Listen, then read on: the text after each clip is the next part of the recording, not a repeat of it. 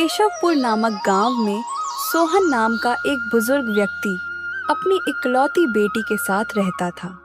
उसकी आर्थिक हालात बहुत खराब थी। वह बहुत गरीबी में अपना जीवन यापन कर रहे थे। एक दिन उसके घर गांव का जमींदार धनीराम सेठ आता है और कहता है, मुझे उधार दिए हुए सालों बीत गए हैं, पर तूने आज तक एक पाई भी वापस नहीं लौटाई है। आज मुझे मेरे पैसे चाहिए, नहीं तो मैं तुम सबको धक्के मारकर इस घर से बाहर निकाल दूंगा। बस 2 दिन की मोहलत और दे दीजिए सेठ जी। कल मेरा बेटा शहर से लौटने वाला है। जैसे ही वह वापस आएगा, मैं सबसे पहले उसे आपके पास भेजूंगा और वो आपके सारे पैसे चुका देगा। आपने इतने सालों तक सब्र रखा है, तो क्या अब सिर्फ 2 दिन और नहीं रुक सकते?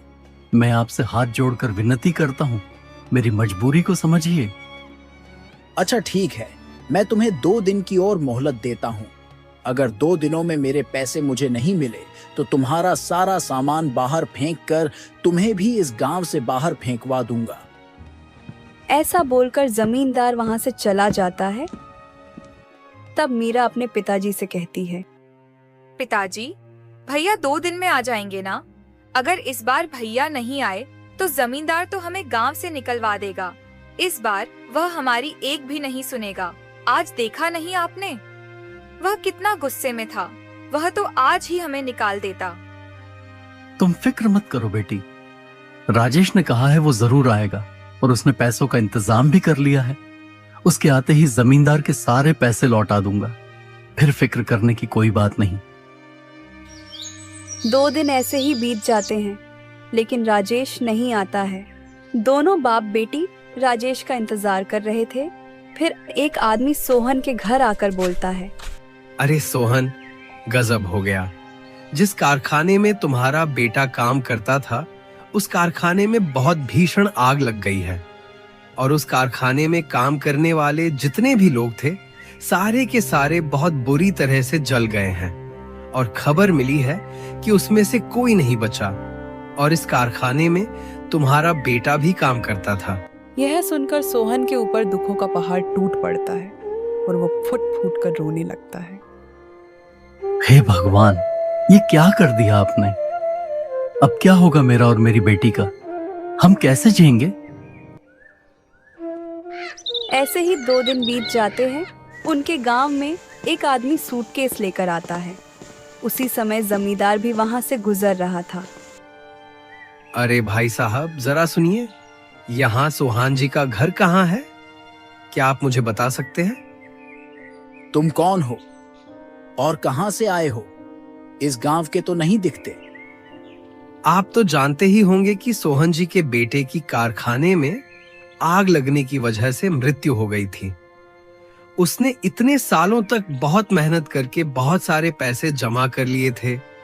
वो सब लेकर घर आने ही वाला था, लेकिन उससे पहले यह दुर्घटना हो गई, जिस वजह से अब कारखाने के मालिक ने उनके परिवार वालों के लिए पैसे भेजे हैं। मैं उसके वही पैसे उसके पिताजी सोहन जी को देने आया हूँ। यह सुनकर जमींदार के मन में लालच जाग जाता है और वह सोचता है, क्यों ना मैं इसे बोल दूं कि मैं ही सोहन हूं और इससे सारे पैसे ले लूं।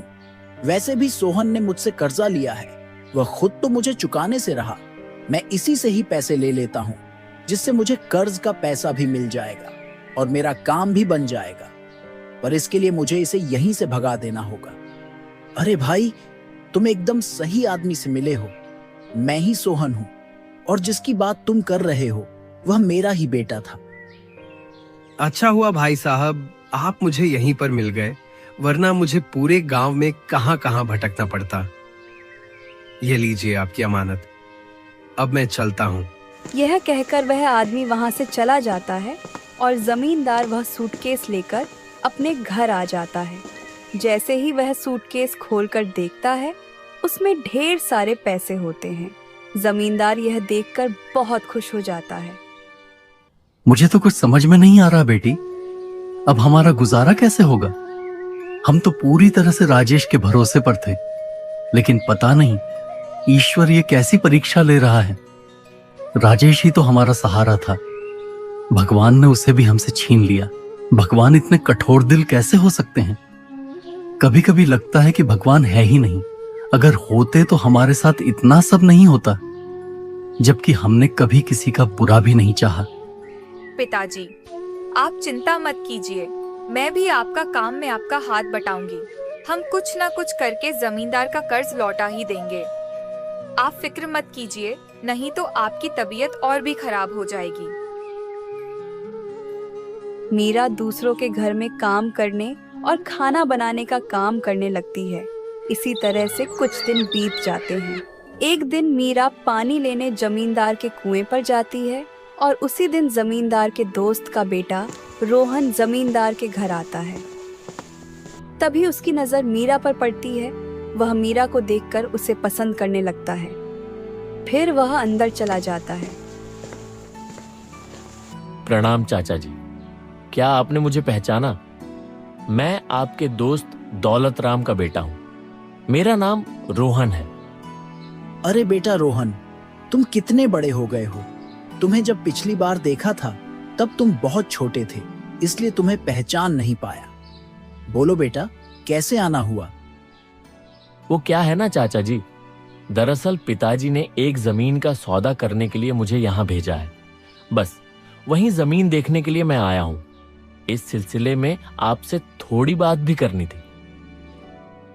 अच्छा, तो तुमने अब अपने पिताजी का कारोबार भी संभालना शुरू कर लिया है? हाँ चाचा जी, थोड़ा बहुत मैं भी देख लेता हूँ।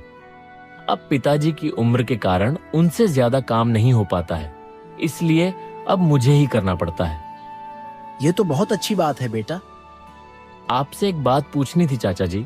दरअसल मैं जब आ रहा था तब कुएं के पास मैंने एक लड़की को देखा। क्या आप बता सकते हैं कि वह लड़की कौन है? लड़की? कौन सी लड़की? वो आपके घर के सामने जो कुआं है, उस कुएं पर मैंने एक लड़की को पानी भरते देखा। क्या आप बता सकते हैं वो कौन है? रुको रोहन बेटा, तुम चाय पियो, तब तक मैं देख कर आता हूँ।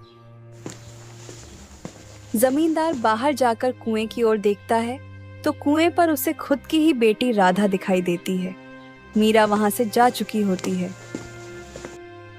अरे रोहन बेटा, जिस लड़की के बारे में तुम पूछ रहे हो वह मेरी ही बेटी है। अच्छा अच्छा, ठीक है चाचा जी, मुझे लगा कौन है। जाने दीजिए, छोड़िए। अब बताइए, आप कैसे हैं? रोहन बात को पलट देता है, लेकिन जमींदार को इस बात पर शक हो जाता है।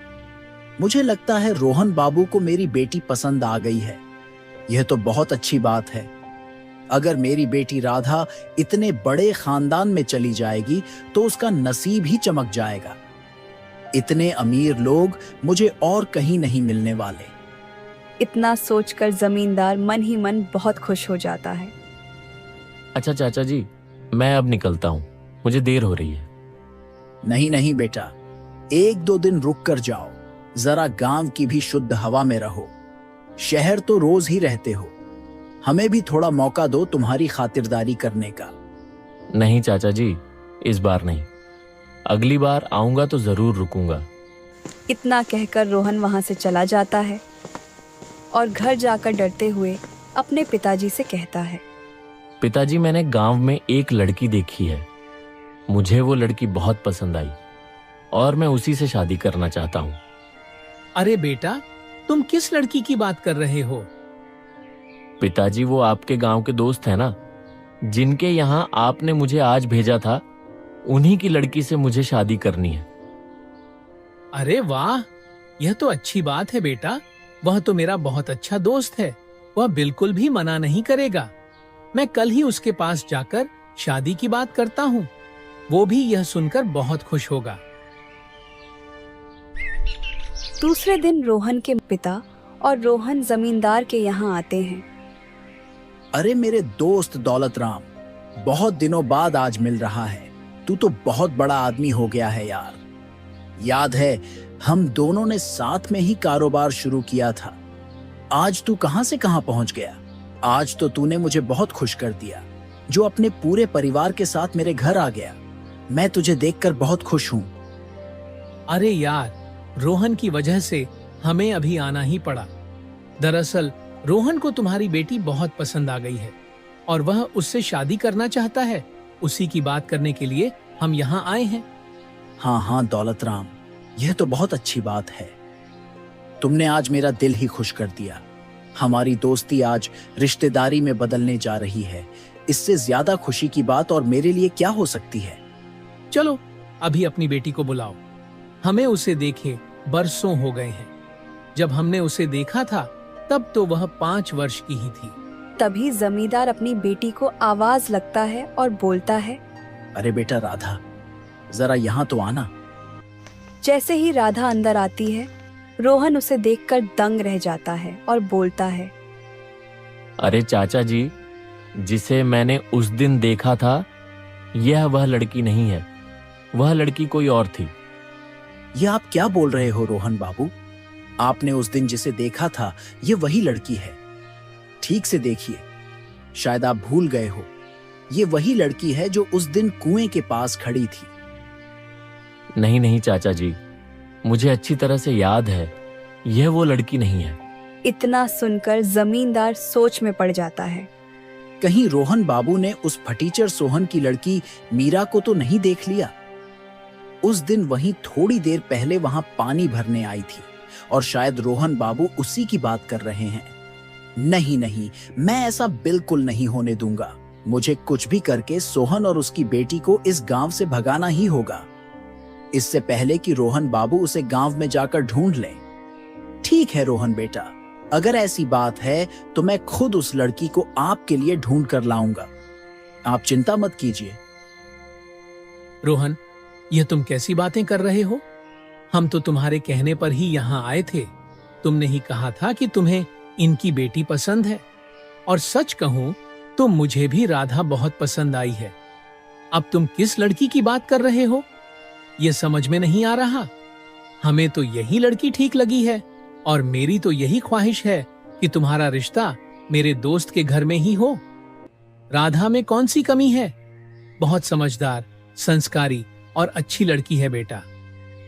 पर पिताजी, मुझे तो उसी लड़की से शादी करनी है जिसे मैंने उस दिन कुएं के पास देखा था। चलो दोस्त, फिर अब हम चलते हैं। तुम्हें हमने तकलीफ दी, उसके लिए हमें माफ कर देना। नहीं दौलत राम, इसमें तकलीफ कैसी?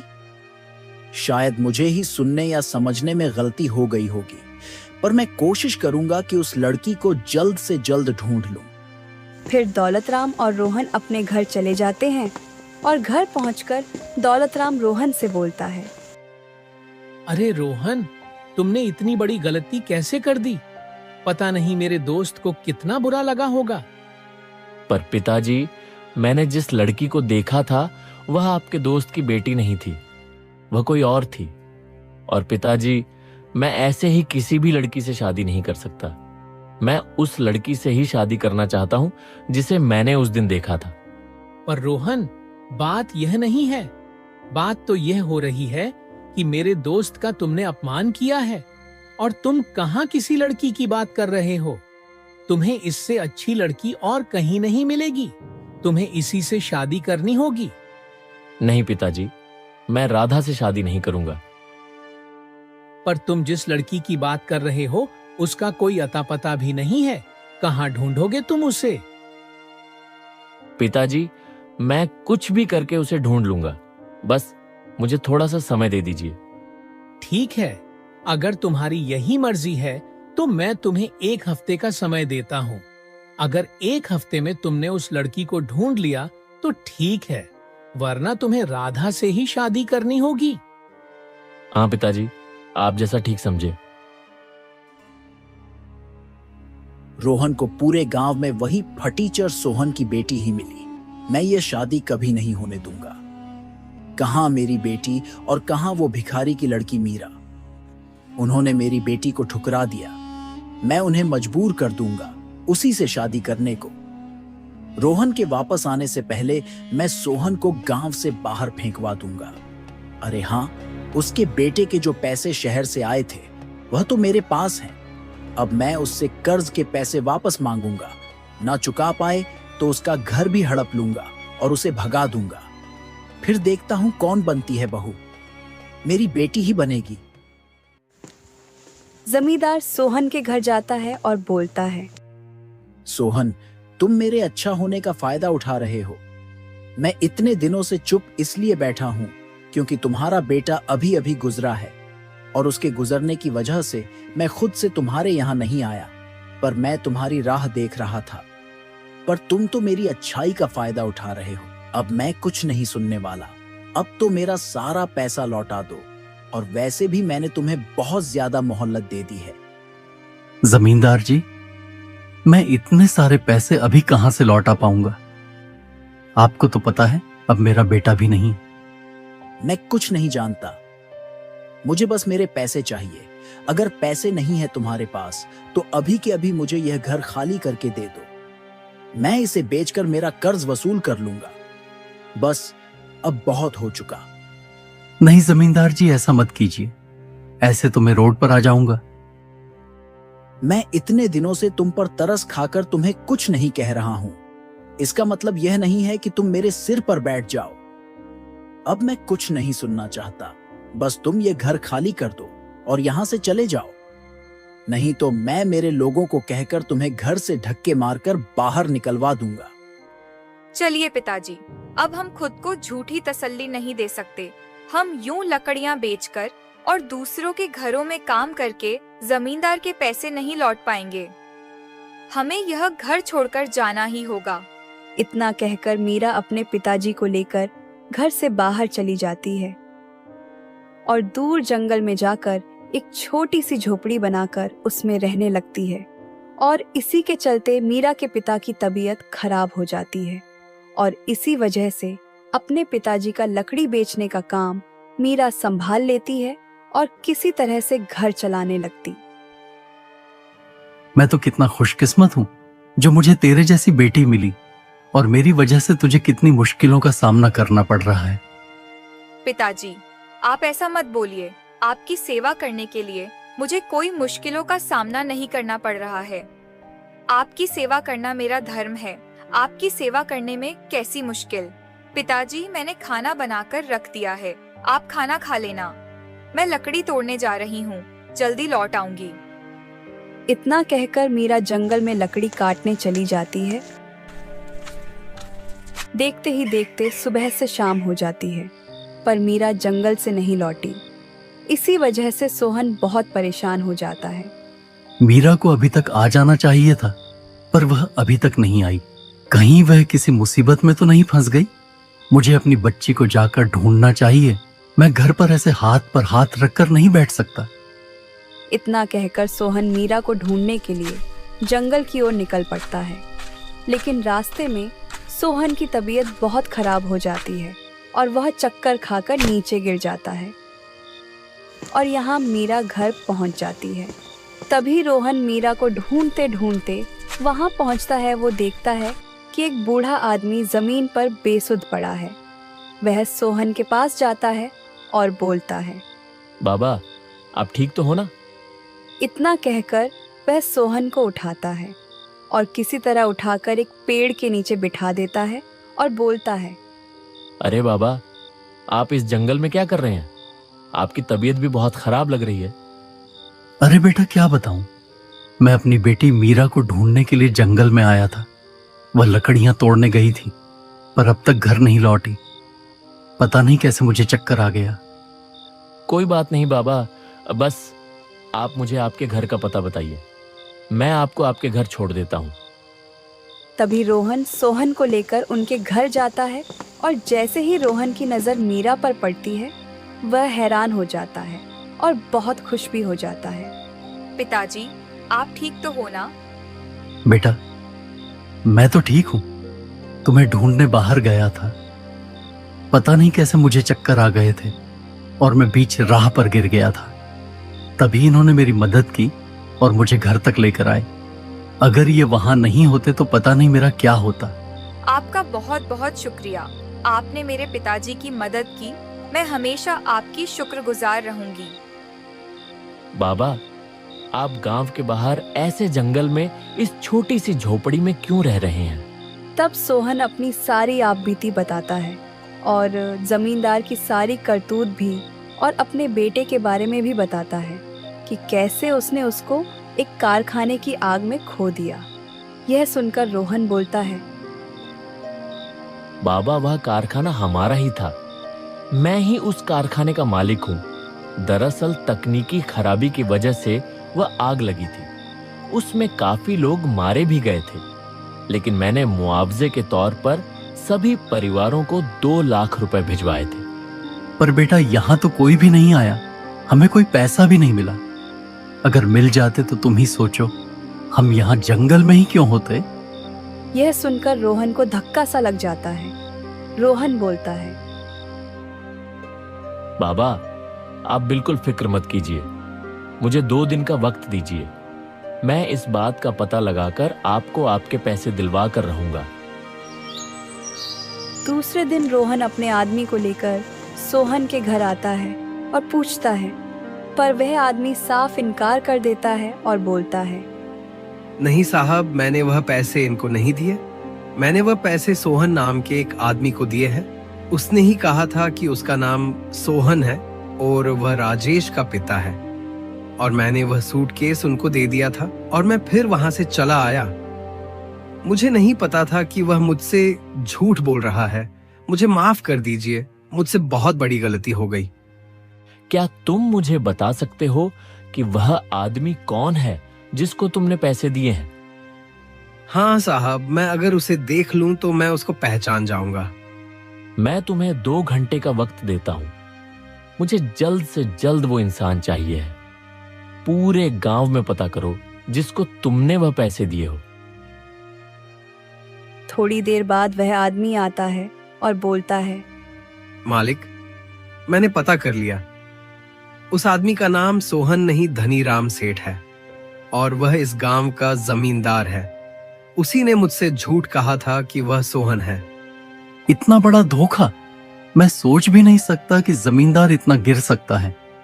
उसने मेरे बेटे के सारे पैसे खुद रख लिए और ऊपर से हमें घर से भी निकाल दिया। बाबा आप फिक्र मत करिए, मैं सब ठीक कर दूंगा। रोहन मन ही मन सोचता है, अच्छा तो ये बात है, अब मुझे पूरी बात समझ में आ गई। अपनी बेटी की शादी मुझसे करवाने के लिए उन्होंने जानबूझकर मीरा और उसके पिताजी को गांव से बाहर निकाल दिया ताकि मैं उसे कभी ढूंढ ना सकूं और मेरी शादी उसकी लड़की राधा से हो जाए। अच्छा तो अब मैं देखता हूं इसे कैसे सबक सिखाना है।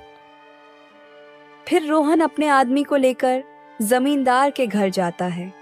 जैसे ही जमींदार उस आदमी को देखता है, वह हक्का बक्का रह जाता है। तभी वह आदमी बोलता है, हाँ साहब, यही है जिसने मुझे कहा था कि वह सोहन है। मैंने इसी को पैसे दिए थे। यह सुन जमींदार के पसीने छूट जाते हैं। वह रोहन के सामने बहुत शर्मिंदा हो जाता है। चाचा जी, यह सब आपने किया है, मुझे तो यकीन नहीं होता। आपने एक गरीब आदमी के हक का पैसा उससे छीन लिया। आपको पता है राजेश के पिताजी को कितनी तकलीफ झेलनी पड़ रही है। और इतना ही नहीं, आपने उनसे पैसे लेकर भी उन्हें इस गांव से बाहर निकाल दिया। आपने तो इससे सारे पैसे ले लिए थे। फिर आपने ऐसा क्यों किया? जवाब दीजिए। रोहन बेटा, मुझे माफ कर दो, मुझसे गलती हो गई। मैं पैसों के लालच में आ गया था और अपनी बेटी के मोह में अंधा हो गया था, इसलिए मैंने ऐसा किया। जब तुमने लड़की के बारे में बताया, तभी मैं पहचान गया था कि वह लड़की कोई और नहीं, मीरा ही थी। इसलिए मैंने यह चाल चली और मीरा और उसके पिताजी को इस गांव से निकलवा दिया ताकि तुम्हें वह लड़की नहीं मिले और मजबूरन तुम्हें मेरी बेटी से शादी करनी पड़े। मुझे माफ कर दो बेटा, मैं बहक गया था। तभी दौलत राम भी वहां पर आ जाता है। उसे भी यह सारी घटना पता चल जाती है और वह भी जमींदार को बहुत खरी खोटी सुनाते हैं। और फिर रोहन और उसके पिताजी मीरा के घर जाते हैं और सारे पैसे उसके पिताजी को देते हैं और उसके पिताजी से मीरा का हाथ भी मांगते हैं। रोहन को उसका प्यार मिल जाता है और वो खुशी खुशी रहने लगते हैं। तो दोस्तों, कैसी लगी आपको ये कहानी? कमेंट बॉक्स में जरूर बताना और हाँ, चैनल को भी सब्सक्राइब कर लेना। धन्यवाद।